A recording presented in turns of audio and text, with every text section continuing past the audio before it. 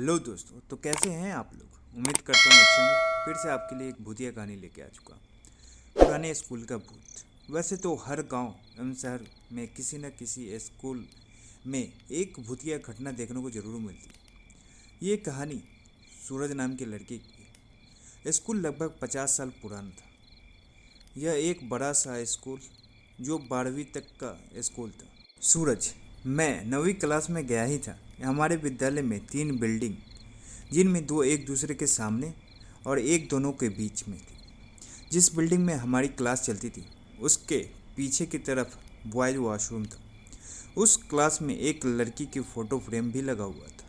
तो मैंने और मेरे दोस्तों ने विद्यालय के चौकीदार से पूछा तो पहले तो उसने मना किया, पर हमें भी उसकी कमज़ोरी पता थी। एक बार जब मैं और मेरा 2 दोस्त सबसे पहले सुबह स्कूल पहुँचे तो हम बैग रखकर दरवाज़ा बंद करके बाहर निकल गए। तो हम बाहर खड़े ही थे तो अचानक अंदर से दरवाज़ा पीटने की आवाज़ आई। पहले तो हम सोच रहे थे कि गलती से कोई अंदर रह गया। जब हमने दरवाज़ा खोला तो अंदर कोई नहीं था, पर एक अजीब सी दुर्गंध आ रही थी। पर उस समय हमने इतना ध्यान नहीं दिया। हमने फिर दरवाज़ा बंद किया। इस बार आवाज़ तो नहीं आई। हम 10 मिनट बाद जब हम अंदर गए तो देखा कि हमारी तीनों दोस्तों की टिफ़िन मेज़ पर खुली पड़ी थी और बाकी खाना गायब था। मतलब कोई खा चुका था। इसी तरह और दोस्तों का भी खाना गायब था। अब ये तो पक्का था कि वो हम में से कोई नहीं था, क्योंकि पैसे गायब नहीं हुए थे। एक दिन हमने सच पता लगाने की सोची, तो हम स्कूल बंद होने के बाद शाम को वहाँ गए। चौकीदार 24 घंटे वहीं रहता था और एक दोस्त का घर वहीं स्कूल के बाहर था। तो हमने चौकीदार पर दबाव बनाकर पता किया, क्योंकि हम 5 दोस्त थे और हमें उसकी कमज़ोरी पता थी।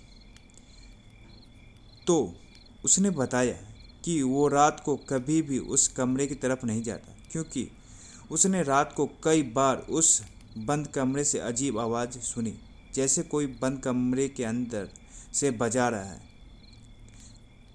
चलने की आवाज़, कुर्सी डेस्क इधर उधर करने की आवाज़। जब वह देखने जाता तो सब सामान्य दिखता और कुछ देर बाद फिर आवाज़ शुरू हो जाती थी। अब हम 5 दोस्त सच नहीं मान रहे थे, पर मेरे दोस्त ने कहा, जहाँ रोशनी होती है वहाँ अंधेरा भी होता है। हम 5 दोस्त अपने स्कूल में सच का पता करने के लिए स्कूल के पास रहने वाले दोस्त के घर पर रात को कैसे स्कूल में जाएं, क्योंकि गार्ड रात के मेन गेट को अंदर से बंद कर देता है। अब हम सामान जुटाने लगे, जैसे एक टॉर्च, एक माचिस, एक बेल्ट, चमड़े की बेल्ट, खाने के लिए बिस्कुट। रात को जब मेरे दोस्त के घर वाले सो गए तब हम लगभग 11 बजे दबे पांव घर से बाहर निकलकर घर आ गए। स्कूल की दीवार कूदकर हम अंदर पहुंच गए। वहां का माहौल सुनसान एवं अंधेरा पूरी तरह छाया हुआ था, पर गार्ड दारू पीकर चैन की नींद सो रहा था, तो उसे कुछ पता ही नहीं चला। अब हम आराम से स्कूल की पहली बिल्डिंग में गए तो देखा कि दरवाजे सभी बंद थे। डर तो था कि कहीं गार्ड ना आ जाए। जब हम अंतिम बिल्डिंग तक गए तो हमारा क्लासरूम 2 कमरे को छोड़कर तीसरा था। तभी हमें एक कमरे में चलने की आवाज़ आई। तो हमने तीनों ने कमरे में खिड़की से टॉर्च मारकर देखा तो वहाँ कोई नहीं दिखा। हम अंदर जाना चाह रहे थे, पर उन दरवाज़ों पर ताला लटका मिला।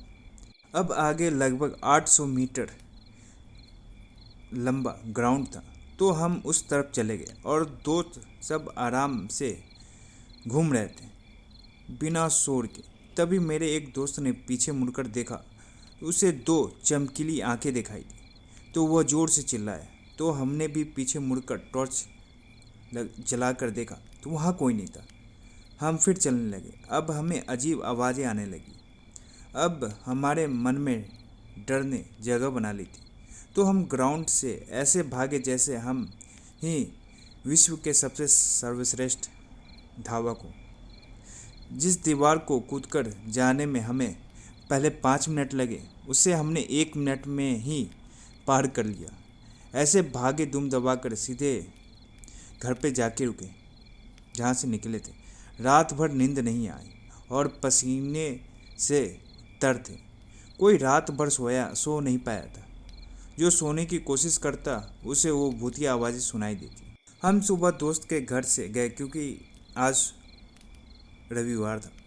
दिन में जब हमें पता चला कि हमारा एक दोस्त जिसने रात को 2 चमकीली आंखें देखी थी, उसे बहुत तेज बुखार है। अब पता नहीं कि उसे रात भर उसका शरीर पूरा तप रहा था। वो दवाई से ठीक हो गया। अब हम पांचों ने इस रहस्य का पता लगाना स्टार्ट किया। तो एक सीनियर छात्र से बात की तो उसने बताया कि उनके साथ भी यही घटनाएं हुई थी। अब मेरे एक दोस्त ने उनमें उस फोटो के बारे में पूछा जो हमारी क्लास में लगी थी। तो उसने बताया कि यहाँ एक पुराने चौकीदार का परिवार रहता था। 20 साल पहले उसकी 14 साल की बेटी खसरे की वजह से मर गई। जहाँ आज वह तीसरी बिल्डिंग है, वहीं वह चौकीदार का घर था। तो उसने अपनी बेटी को ग्राउंड के किसी किनारे में दबा दिया, वहाँ से दूसरी जगह चला गया। तभी से उसकी बेटी की फ़ोटो उसी कमरे में लगी है। इस घटना के कुछ समय बाद ऐसी घटनाएं शुरू हुई। वो भूतिया लड़की कमरे में ग्राउंड में दिखाई देती है। तब से कई चौकीदार आए और गए। तब से चौकीदार का कमरा स्कूल के आगे दिया गया। अब तो पक्का हो गया कि वो दोनों चमकीले आंखें उसी आत्मा की थी। पर यह भी सच था कि उस आत्मा ने कभी किसी को कोई नुकसान नहीं पहुंचाया था। हमने स्कूल के भूत के बारे में सब पता कर लिया था। तो पहले हम सब दोस्त डर रहे थे। अब कभी नहीं जाएंगे भूत का पता करने। पर हमें भूत देखने की एक अलग ही तलब थी, जैसे कि किशोरावस्था में देखने को मिलता है। हमारी मित्र मंडली जहाँ मिलती भूत की ही बात करने लगती। पर यह बात सिर्फ कुछ दोस्तों को ही पता थी, ताकि कोई हमारे कारनामे की रिपोर्ट हमारे घर पर न दे। किशोरावस्था में कई ऐसी बातें होती हैं जो गुप्त रहना ही उचित होता है। अब हम कुल 10 दोस्त थे। अब हमने तैयारी पूरी कर चुके थे। हमारे 3 टॉर्च, 2 बेल्ट, एक रड, बिस्कुट, पेन, कॉपी, ताकि हम अपनी आबीती लिख सकें। एक खास चीज़ जो आज भी मेरे पास है, एक पंचमुखी रुद्राक्ष, मोमबत्ती, माचिस, कपूर, गंगाजल की बोतल।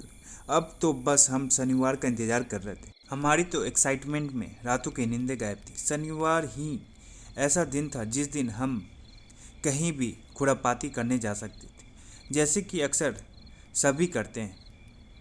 शनिवार की रात आने में हमें बड़ी उत्सुकता थी। एक एक पल कट नहीं रहा था। उन दिनों 1 घंटा का समय एक दिन के बराबर लग रहा था। आखिरकार वो दिन आ ही गया जिसका इंतज़ार हमें था।